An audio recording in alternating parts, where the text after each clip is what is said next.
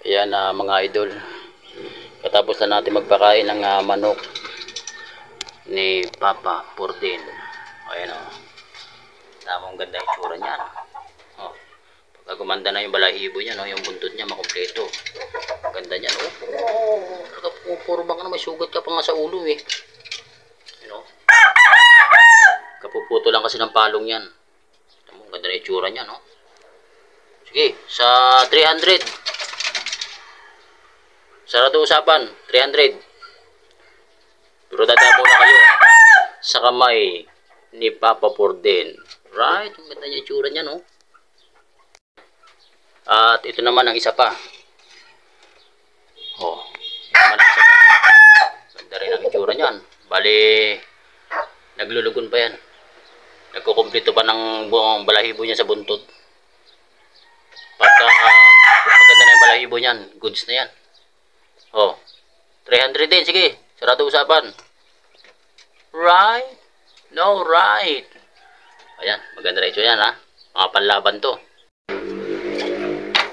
At ito pa yung isa, pangatlo na lalaki. O, ayan, oh. Medyo bata pa to. Pero maganda rin ang itsura. Panlaban din to. Pangatlo yan, pangatlo na lalaki. Ito naman yung pangapat natin. O yan. Pangapat natin na lalaki. Maganda yung itsura nito. Bali, kung ilalaban to, kondisyon na lang ang kulang ito. Ganda niya, no? Pangapat yan. At ang ating panglima na lalaki, o yan, panglima lalaki yan, ha? Ayun, ganda na yung itsura niyan. O. Harap dito sa camera.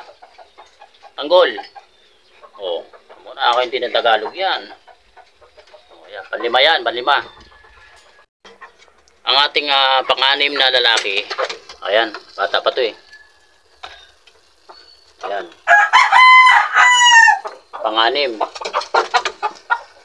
Bata pa yan, bata pa.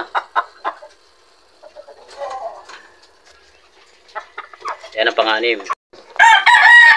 At ito naman yung ating pampito na lalaki. Bata pa rin to. O, ayan o. Maliit pa. Pampito yan na lalaki. At yan naman yung ating dalawang maliit pa na sisiw pa. Sa natin para makita nyo. Ayaw pa.